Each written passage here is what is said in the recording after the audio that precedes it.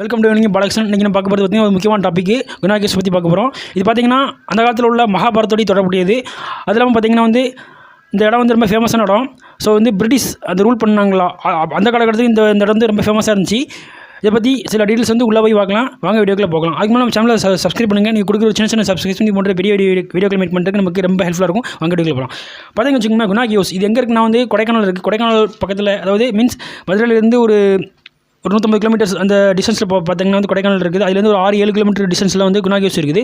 இந்த குணா கேவ்ஸ் பார்த்தீங்கன்னா வச்சுங்களேன் 1990-91 அந்த காலகட்டத்தில் குணா படம் எடுத்தாங்க. ஸோ அதனால தான் இது ஃபேமஸாக வச்சுது.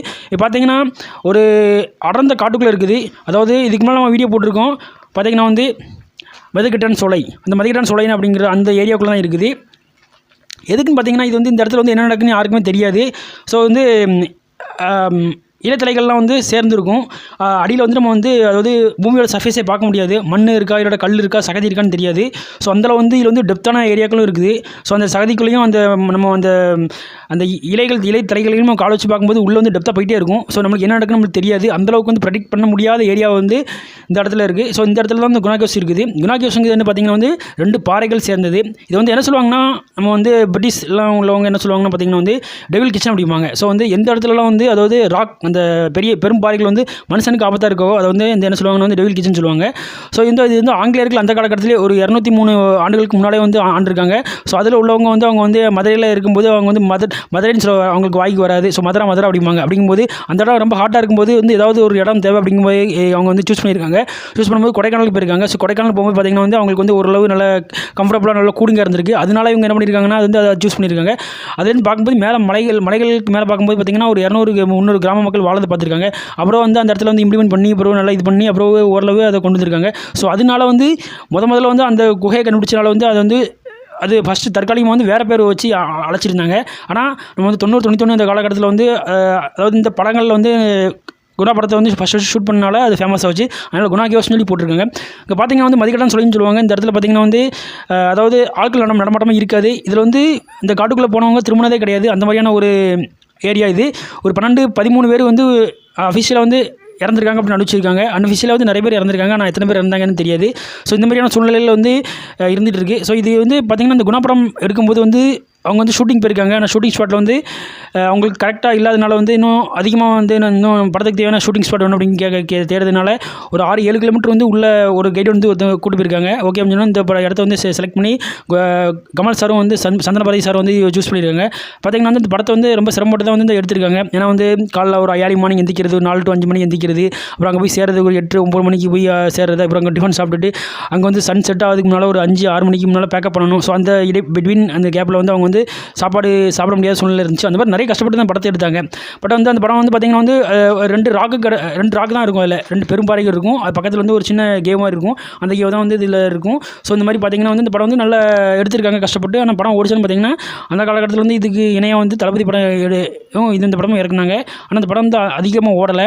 ஆனால் இப்போ 30 years பேக் இந்த படம் பேசப்படுது. காரணம் பார்த்திங்கன்னா மஞ்சுமல் பாய்ஸ் அப்படிங்கிற இப்போ ரீசெண்டாக இறங்கின படத்தின் காரணமாக தான். ஸோ மஞ்சுமல் பாய்ஸ் படத்தோட கதை பார்த்திங்கன்னா இந்த படத்தை இது 2006 ஆண்டு நடந்த ஒரு உண்மை சம்பவத்தை அடிப்படையாக இந்த படத்தை எடுத்திருக்காங்க. 2006 ஆண்டு என்னென்னு பார்த்தீங்கன்னா எர்ணாகுளத்தில் மஞ்சுமல் அப்படிங்கிற ஒரு ஏரியாவிலேருந்து ஒரு 2 பேர் ஃப்ரெண்ட்ஸ் ஒரு 11 ஃப்ரெண்ட்ஸ் சேர்ந்து நம்ம எப்படியாவது நம்ம கொடைக்கானல் போயிட்டு ஒரு சாதனை பண்ணணும் அப்படிங்கிற மாதிரி ஒரு ஃப்ரெண்ட்ஸ் இது பண்ணியிருக்காங்க. அதில் பார்த்தீங்கன்னா ஒருத்தருடைய பேர் சுபாஷ், இன்னொருத்தரோட பேர் சுஜி டேவிட். ஸோ சுபாஷ் அப்படிங்கிறவர் வரமாட்டோம் அப்படின்னு இருக்காரு. சுஜி டேவிட் அப்படிங்கிறவர் என்ன பண்ணியிருக்காருன்னா ஓகே நான் அவங்க ஃபேமிலியில் அவங்க பேரண்ட்ஸ்ட்டு சொல்லி இது பண்ணி சம்பாதிச்சு கூட்டு போயிருக்காரு. ஓகே அப்படின்னா சரி எல்லாரும் ஒரு 11 பேர் போயிருக்காங்க. போனதுக்கு அப்புறமாட்டு அந்த கொடைக்கானலில் ரீச் பண்ணோன்னே குணா கேவ்ஸ் ரீச் பண்ணோன்னே ரொம்ப ஆர்ப்பாட்டம் பண்ணி இது பண்ணி ரொம்ப என்ஜாய்மெண்ட் பண்ணி அங்கெல்லாம் தன்னுடைய அந்த பேர்லாம் எழுதி இது பண்ணியிருக்காங்க. அதில் வரும்போது என்னாச்சுன்னா இவர் சுஜி டேவிட்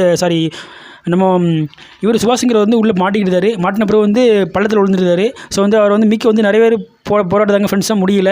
போலீஸ்ட்டு இன்ஃபார்ம் பண்ணுறாங்க. போலீஸ் திட்டுறாங்க பயங்கரமாக, எதுக்கு அங்கே போகிறீங்க அப்படின்னு. அப்புறம் தீயணைப்படையிட்டையும் இது பண்ணுறாங்க. அவங்களாலையும் மிக்க முடியல. கடைசியில் சுஜி டேவிட் என்ன பண்ணுறாருன்னா இவன் உள்ளே இறங்கிறதுக்கு காரணம் நான் தான். ஸோ நானே இவனை காப்பாற்றணும்னு சொல்லிட்டு என்ன பண்ணுறாங்கன்னா ஒரு கயிறை கட்டி உள்ளே இறக்குறாங்க. ஒரு 5 மணி நேரம் போராட்டத்துக்கு பிறகு என்ன பண்ணியிருக்காருன்னா இவர் அவர் தூக்குதாரு. ஏன்னா மழை பெஞ்சிட்டு இருக்கு அந்த நேரத்தில். ஸோ சருகாக இருக்கும்போது தண்ணிலாம் உள்ளே போகுது. இந்த மாதிரியான சிச்சுவேஷனில் படத்தில் பார்க்க முடியுது. ஆனால் நேரில் நடந்த விஷயங்கள். ஸோ அப்புறம் தூக்குறாங்க. அப்புறம் பறிச்சுக்கிட்டாரு. ஸோ இதை அவர் ஊருக்கு போனோன்னா யாருக்குமே சொல்லலை. ஆனால் உடல் ஃபுல்லாக வந்து சிராய்ப்பாக இருக்குது. சிராய்ப்பாக இருந்தோன்னா அவங்க அம்மா கேட்டிருக்காங்க, விழுந்துட்டு அப்படின்னு சொல்லியிருக்காரு. அவங்க அம்மா தரிசியில் வந்து பழனிக்கு வந்திருக்காங்க. பழனிக்கு வரும்போது பார்த்திங்கன்னா இது வந்து பேப்பரில் நியூஸாக வந்திருக்கு. அது வந்து தெரிஞ்சு இது பண்ணியிருக்காங்க. நிறைய ஃப்ரெண்ட்ஸ் நிறைய பேர் சொல்லியிருக்காங்க இப்போ அவங்க ஊருக்கு போன அப்புறமேட்டு. அப்புறம் கேட்கும்போது தான் புரியுது. அப்புறம் வந்து சுஜி டேவிட் மேலே வந்து இவங்க வந்து ஃபேமிலி வந்து கூப்பிடுறாங்க. திரும்ப வந்து உண்மை என்னன்னு தெரியும் போது தான் அவங்களுக்கு வந்து ஓகே இந்த மாதிரி நடந்திருக்குன்னு சொல்லிட்டு அவங்க தேங்க்ஸ் சொல்கிறாங்க.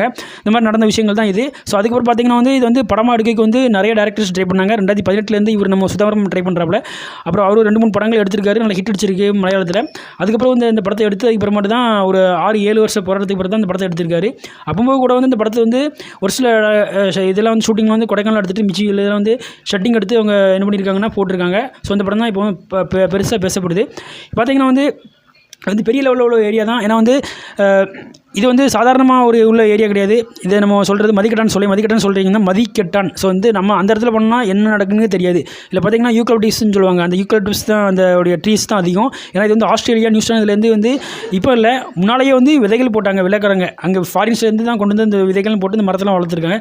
நிறைய மரங்கள்லாம் அது அதிகமாக வளர்ந்துருக்கு. பார்த்திங்கன்னா வந்து செடி கொடிகள் அதிகமாக இருக்கும். வந்து முட்புதர்கள் வந்து அதிகமாக இருக்கனால வந்து சூரியனே வந்து ஒரு 12 மணி 1 மணிக்கு அடித்தா கூட அந்த காட்டில் வந்து இருட்டாக தான் இருக்கும். அந்தளவு வந்து என்ன நடக்குது ஏது நடக்குதுன்னு யாருக்குமே தெரியாது.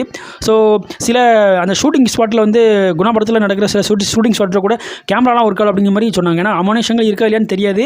பட் வந்து அந்த த்ரில்லிங்கான ஒரு ஏரியான்னு சொல்லுவாங்க. ஸோ என்ன நடக்குது ஏது நடக்குதுன்னு அவங்களுக்கே தெரியாது. அந்த மாதிரி நம்ம ப்ரெடிக்ட் பண்ண முடியாது.